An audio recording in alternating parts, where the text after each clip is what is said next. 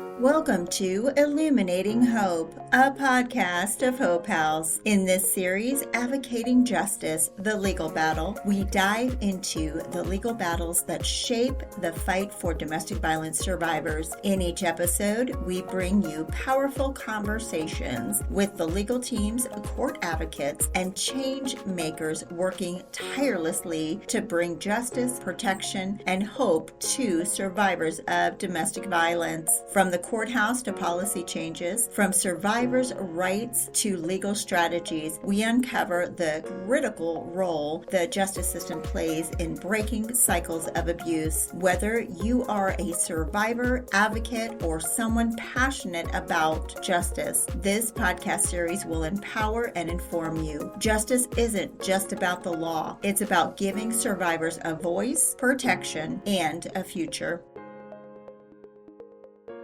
Sherrill L. Rosen is a retired Missouri Circuit Court Commissioner who served with distinction in the 16th Judicial Circuit, based in the Eastern Jackson County Courthouse. With a legal career spanning a decade, Commissioner Rosen was widely respected for her commitment to family law and her tireless advocacy for survivors of domestic violence. Born in Denver, Colorado, and raised in St. Louis, Missouri, Rosen earned her bachelor's degree in journalism from the University of Colorado at Boulder at just 20 years old. She went on to receive her law degree from the University of Missouri of Law in 1978. Rosen began her legal career at Legal Aid of Western Missouri, where she represented survivors of domestic violence. She played a key role in drafting and lobbying for Missouri's first adult abuse statute, laying the groundwork for stronger protections for abuse victims across the state. She later transitioned to private practice, continuing her focus on family law. In 1994, she was appointed as a family court commissioner, where she presided over contested family law cases and a truancy court program. Throughout her judicial tenure, she was recognized for her integrity, compassion, and unwavering commitment to justice. She also served as a guardian ad litem. Her contributions have been honored by the Kansas City Bar Association and Missouri Lawyers Weekly, reflecting her impact both in the courtroom and in broader legal communities. Now retired, Commissioner Rosen leaves behind a legacy of advocacy, service, and leadership in Missouri's family court system. Commissioner Rosen, welcome to the Illuminating Hope podcast. We're so glad you're here. Thank you for inviting me. First, I have to say, go Tigers. Because I did not know you were a Mizzou grad. I am Mizzou myself, so I love it. And we had an attorney on just the other day, and she had her BA in journalism as well, which I thought was ironic that two attorneys and judge would have their degrees in journalism first. Why is that? I was interested in writing. I was on the school newspaper, and then about that same time, Watergate happened, and, Woodward and Bernstein, and being a journalist was a proud profession, the same way being a lawyer. You helped write the adult abuse statute. Can you talk a little bit about that process and the different hoops you might have had to jump through? I'd just gotten out of law school and I was hired by Legal Aid. At that time, across the country, all of a sudden people were starting to realize that domestic violence was a problem. And so there was a coalition that proposed legislation that came from other jurisdictions. It took 3 years to get through. It was a long process because it took a lot of persuasion of people to really understand that this was a problem. And I think people knew about a problem, we just didn't talk about it. But things like the Missouri Bar did not want to be a sponsor of this kind of legislation. One of the lawyers who did talk to me about this said, well, we should make it part of the Small Claims Act. I said, what? And he said, yeah, you go in, you get that time, $1,000 limitation. But that domestic violence was a small claim. It was not easy getting it through the legislature. It took a while. And I remember sitting in the House chambers, and it was like they were doing their best to kill it. And I remember these three guys arguing it just to keep the other people not from doing in terms of the procedure and the process. And so the state Senate was a real issue because that's always been more conservative. A state senator from Springfield was very concerned that the act would be used by gay and lesbian people. I mean, obviously it was not written, but there had to be then. It's not there anymore. more, but more oriented to not same-sex couples. But this was 1979 and 1980. Things got better. Maybe not so much now, but at least the act can be used now for whatever that relationship is. It was bare bones. There is a criminal component for violation of an order, and when first drafted, it had civil consequences, contempt of court, that kind of thing. And contempt of court can be a long, arduous process in terms of trying to do enforcement that way. And I remember sitting in the office of the representative from St. Louis, and police chief from St. Louis was there. There really were a lot of people there in terms of a lot of support in trying to get this done. I think it was State Rep Wheat, who later became our congressman here. Why don't we have a criminal provision for enforcement? You violate it. And at that time, and I said, how do you do that? He said, well, we're the legislature. We can do anything we want. And so that's when it had, at that time, and because they were concerned about it, it was a misdemeanor violation. Since then, there's now both felony and misdemeanor violation. But these were baby steps. And I don't want to say we were making it up as we went along, but sometimes we were. And sometimes you had to deal with people and make it palatable for them to pass, that kind of thing. And I can't tell you we thought this would be a done deal, especially when you explain to, generally there were not that many women in the legislature at that time, that you were going to remove somebody from their house, their castle. When I was working for legal aid, I had at least one client killed during a domestic violence situation. I think those who work in this area know things happen quickly. You got to work quickly. You need the police there quickly. You need the courts to work quickly, and courts don't always work quickly. And this was the first, at least in this jurisdiction, the first time that people were really looking at the problem. And it was people statewide. It wasn't just out of St. Louis or Kansas City. It was support statewide, because finally people were coming. There weren't shelters here. There were not shelters here. The thing we don't talk about. I'm sure in the 70s and 80s, this was almost impossible to get something like this passed. Nowadays, at least we have people having the conversation more and more and more, but that's because of you foundation builders that had to build on that. Well, it's not just me. It was many people. It was many people. And I caught the case that happened to be the case that got brought in front of the Supreme Court. It was this marvelous woman, incredibly strong black woman, and the court's judges, people were looking for a means to test the constitutionality of the Adult Abuse Act, because again, you're removing people from a residence or something else like that. And I was representing her. The judge denied the order of protection because he said the statute was unconstitutional, and there we went. It had not been tested across the country. There had been other things, and there had been other states where it had gotten, but it had never been actually appealed up to the state level. So they went to the Court of Appeals. Anyway, it ended up in front of the Missouri Supreme Court, and I handled that appeal.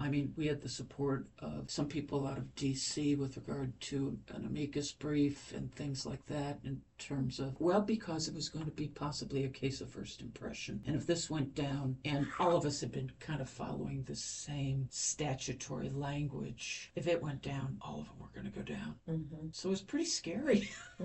As a practitioner, what was it like when you were representing clients before these laws were in place? Was there a case? What did that look like? You just said, get out of there if you can, and there weren't places to go. And as you know now, still, it's hard for people to get out financially or anything else like that, but these cases would end up in municipal court. Those are ordinance violations here, and usually there was never any kind of jail time. It was just be a judge wagging their finger saying, you stay away from them. We didn't use temporary restraining orders either, because that's a long, arduous process as well. And I was working with people at legal aid who had literally no money. How do you put up a bond for a temporary restraining order? And because it was not immediate relief, you said you got to get out of there. Not that that's always the solution either. I think, I've always told people that the order of protection is a piece of paper. It doesn't stop bullets. It doesn't stop this. You have to be proactive in terms of how you take care of yourself and usually your children. But this is much better than what we had. And I think having that, police hate domestic violence cases. They're the most dangerous thing they go into, except maybe stopping somebody on the highway. And this gave them at least a tool it maybe gave them the idea that this is more important than it had been treated. Not that they didn't treat, assault appropriately or something like that, but it's the old rule of thumb. I can beat my wife with a stick, as long as it's the size of my thumb. I'm not saying police gravitated towards that, but, this is the transition of what happened. But I think it made police say, well, now I can do more, or now I should do more. Yeah, no, I got to start somewhere and build off of everything that the foundation of what you put in place. So that case that you were at the Supreme Court with, I'm assuming you won? Denise Williams, that's her name. Yeah, it was under advisement for like 6 months, and we were like, who knew? When I argued the case, you never know which way it's going to go. The court knew it was a case of first impression. I mean, there were some technical arguments as to why it might be unconstitutional because the title didn't include something else. It's all the stuff that we lawyers love to do to not get to the real meat of the issue. My real concern, frankly, was the criminal provision. The court upheld all that. I mean, it wasn't unanimous, and some of the dissents were pretty strong, but they upheld the statute. And once it was upheld, and there was publicity, there was publicity when the statute passed, but it started being used more and more, and not just in the cities, but in the more rural areas of the state of Missouri, because there was this attitude, rightfully or wrongfully, especially among law enforcement in the rural areas, that, well, we can take care of our own. We don't really need this kind of thing. And maybe they did. I don't know. It changed things. It did.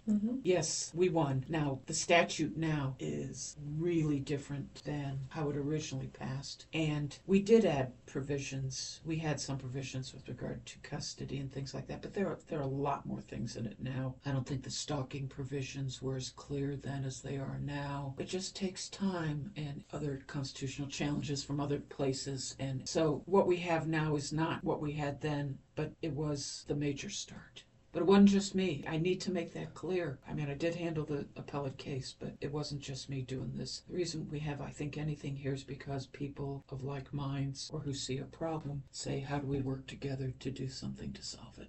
I'd like to go back to the discussion with the abusers or the offender having to leave the home being constitutional or not being constitutional. Today, you don't hear a lot of that happening. As a matter of fact, it would probably help if the abuser or offender did have to leave the home. Is it still written in the statute that that's the case? Or, are we seeing that happen today? It does. That's the order. It's not just a stay away provision, but it's you have to leave the residence. And that still remains, I think, the crux of the statute. Because the problem is not that they were ordered to leave the house, it's the fact that it was done ex parte. Ex parte meaning just done on the petition of the person saying this happened, this happened, this happened. So the legal process, and this has always been this way, the petition gets filed, it gets sent to a judge, and the judge reads the affidavit. And if the affidavit supports that, then they can issue an ex parte order of protection, or now in the vernacular, people call it an ex parte, and they don't even know what that really means. It's always amused me, actually, at this point. But it was without a hearing. The provisions were, they're out of the house. The police can get them out of the house if they don't leave or if they violate the ex parte order. There are the criminal violation provisions. And then there's the hearing, 15 days later, I think. Okay. Very important. So the whole issue, as we keep hearing today, due process, due process, due process. This was depriving somebody of their property rights without a hearing. Without that provision, without you got to go now, you got to leave now, or the police can get you out of there, or whatever. Imagine waiting 15 days. What can occur in 15 days? There are issues with regard to notice and service and everything else like that. But that's what was so radical about these things, which nobody thinks about these days, thank God, but was so radical was that this was done based upon somebody just saying, this happened, this happened, this happened. And I won't tell you that the statute doesn't get abused or people lie, but when you weigh and balance what's happening. So that's why there was the fear that with the provision that there's not a hearing before somebody is basically removed from a residence, that it would fail. I mean, that's the whole argument these days with regard to immigration and the lack of a hearing and due process there. These are two different things, but that's the due process argument. And that's what we were fearful. That's interesting.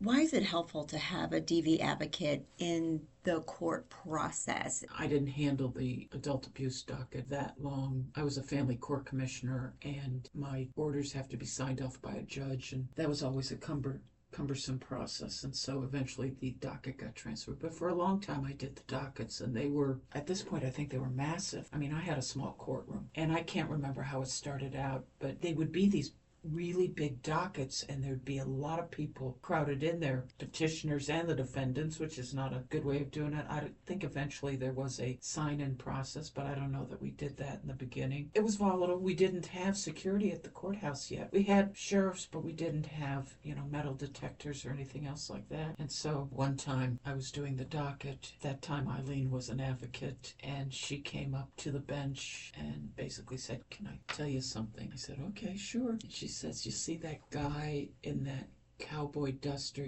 those long raincoats that go to the floor?" She says, "He's got a baseball bat under the coat." Oh my goodness. And it all worked out. Yeah, it worked out. I was able to buzz for a sheriff, and they escorted him out of there. But he had a baseball bat. What the hell was he going to do with that? Right. And I'm telling you, that courtroom was really small. Yeah. I mean, he would have taken out not just whoever he was there for. It would have been a lot of us, too. And I don't even want to think about people who were probably bringing guns in then, too, but I remember that. As a commissioner on the bench, talking about like in the adult abuse docket itself, you're responsible for not just the case that's going on, but you have all these other petitioners and respondents, because it was their large dockets, in the courtroom. So you were not able to have your hands on everything that was going on because it just was so much. Yeah. And that's kind of where the advocates came in, as we were kind of able to talk with petitioners if there wasn't served cases. Unfortunately, it's hard to get service, and that's part of the whole thing about due process, that they have service. Now, the order of protection can be extended until you get service, but some of these never got service, and that was a problem. So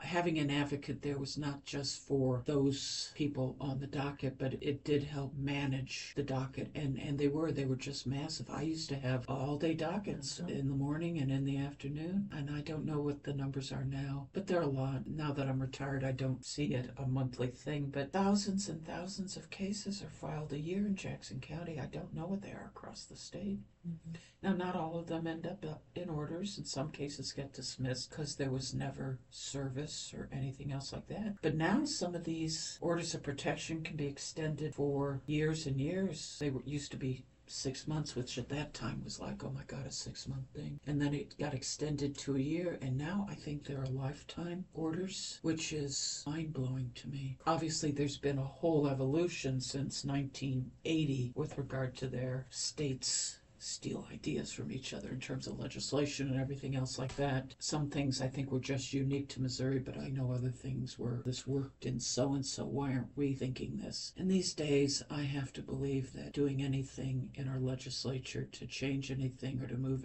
anything is incredibly difficult these days. So I don't know that we could get something through the legislature these days, only because of such gridlock now. You did the order of protection docket, and then you've done divorces, custody. I did dissolutions of marriage, custody, paternity, juvenile cases, family law. Just the family law docket, because I was a family court commissioner, and that's my assignment. And you also led the Independence Coordinated Community Council for I don't know how many years, a long time. 20 years, which was made up of law enforcement, domestic violence advocates, children's division, the school district, probation and parole, prosecutors, judges, where come together and talk about what we're seeing as trends or gaps in systems. You've successfully have led that for 20 years. Well, and I have a story way before there was ever the Coordinated Community Council, and when Sue Else was head of Hope House many, many years ago, and she and I think somebody else, met with the then police chief in Blue Springs, and this is many, many, many years ago, and he said,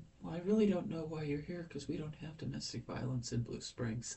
So, okay. I wonder what Chief would think about that today. Oh, you're right, because the chief in Blue Springs now is extremely supportive. And, Yes. And I know, and that's the thing about the Coordinated Community Council, and there are many of these all over the country, but the fact that I do this, but I'm in my small little cubbyhole, and somebody does this, frankly, we would talk about trends, we would talk about this. Sometimes I would find out things that I thought, wow, why is that going on? And maybe if I could say something to somebody, maybe it got fixed, or do you know about this or anything else like that? Because we all are in our own lane, sort of, and that is the value of having something like that. And now I hope it goes on and that continues, because I think now more than ever, there needs to be involvement, and I would hope that our new prosecutor might be persuaded to come to a meeting or two. Yes, Melissa Johnson has been actually to a couple meetings. And a couple of our events as well. Mm-hmm. Yeah, so she seems to be, I like her motto, change your life or we'll change it for you. Stand your own business, let's go. Okay. Yeah. But I think your point on the Coordinated Community Council, right, everyone was so siloed. This domestic violence isn't just Hope House's problem or the police problem or the court problem. Getting everybody at the table really opened up not only avenues for conversations, but respect for each other's in the jobs that were due, which I know I could see there was like a huge shift. Different people have rotated on, that there was a different ownership of what the Coordinated Community Council meant. It wasn't just another meeting to show up at. It was, right? We sometimes had really hard conversations. Yeah, we did have some difficult We conversations. did. But we also all walked out knowing that we respected each other, and sometimes hard conversations is where we grow. But things like somebody have a better understanding because on and off there have been participants from the children's division, and maybe those cases up in juvenile court, maybe they don't, but it's all part and parcel. Good for the police to hear something about, because we all think this is how the police work, this is how a caseworker works, and during the pandemic times were so difficult. Oh, yeah. We didn't meet for, I don't remember, probably a year. Probably. But still, to get back into that, and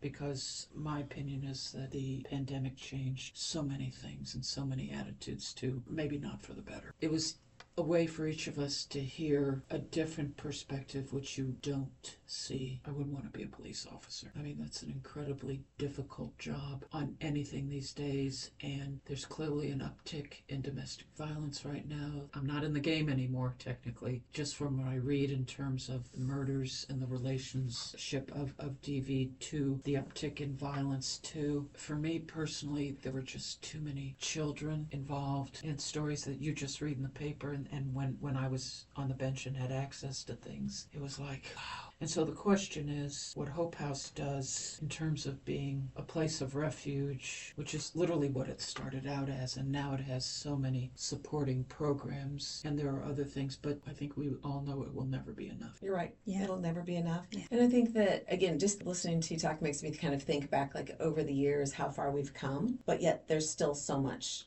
to do. Yes. Yeah. So there's still a lot of work, and grateful to everything that experiences our experiences. My concern these days is, as is everybody's, funding, money, that kind of thing. It was never enough, and now it's just fundraising is difficult. Government funding, who knows what is happening or will happen with that. I mean, what it took to get VAWA passed in the 90s, and now, I'm sorry, there are people in the government who act like there is no violence against women. Like we've gone back 30 years. Well, in many respects, obviously we have, but that's a whole nother topic. So talking about family law and talking about custody, of course, we're talking about pre and post the statute. How was custody determined, and prior to our guardian program, our supervised visitation here at Hope House, how has that changed? Well, there's been a whole evolution of family law. I'm going to be Professor Rosen here for a little bit. I love it. Before 1974, it was called divorce, and custody was best interest, and there was frankly a presumption that the woman was the better parent, and mothers had custody and fathers had visitation. And then in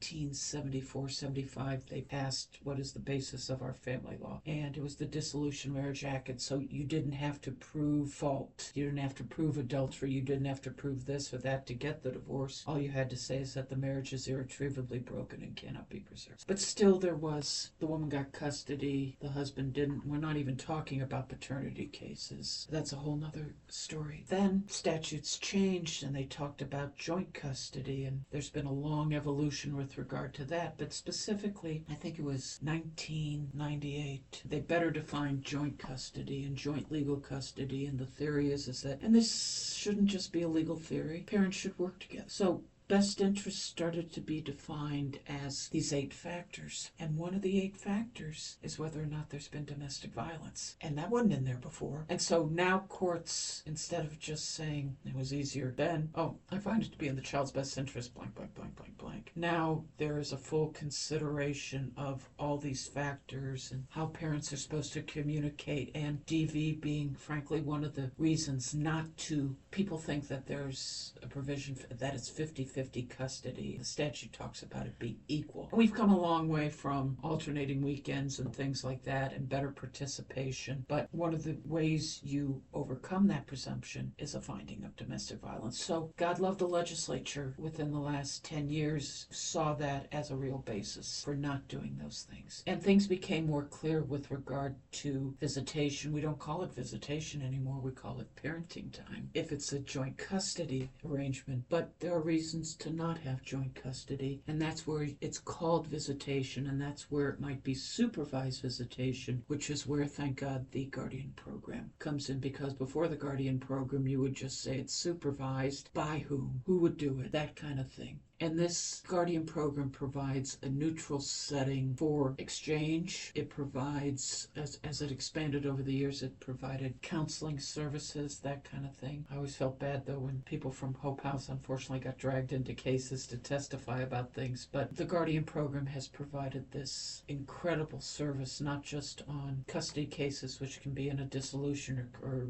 can be in paternity, but even short-term orders under orders of protection. And it's a real resource, because some of the worst things you can do is to not have a relationship. Maybe it has to be regulated or supervised, but the lack of the relationship is also a problem too. I used to see people at their worst. There are some cases where maybe it just needs to be short term, that the volatility and maybe things can be done. A lot of these cases, it's permanent, and there are a couple of times where in essence you almost gave the parental death penalty where they have no contact, but obviously there had been really terrible things that went on. When we talk about domestic violence, I think we interpret that as more physical abuse, but there's emotional abuse, and you can't really order things dealing with that, but that's all part and parcel of this. Kids who witness, or God help us, unfortunately subject to, and those cases tend to unfortunately end up in juvenile court. But there was always a component, and those were the worst of the worst. Thank God for the Guardian program. Again, about the Guardian program, the reason why really came, like you said, like who's going to do the visitation. So oftentimes it would say, okay, so the custodial parent will go do visitation at McDonald's in the play area. I don't think they intended that. No, they didn't. When they put it in the play area, they didn't think that was going to be happening. Yeah, or, well, yeah, my mother will supervise it, but not great. Right. Or the parties will coordinate with each other as to who will be the supervisor. Excuse me, the reason it's supervised is because there's probably an order of protection. We all do the best we can. There aren't a lot of tools. There aren't a lot of resources. And the Guardian program became an amazing resource, if only to be without them being there for a couple of hours to visit, just as a safe exchange place.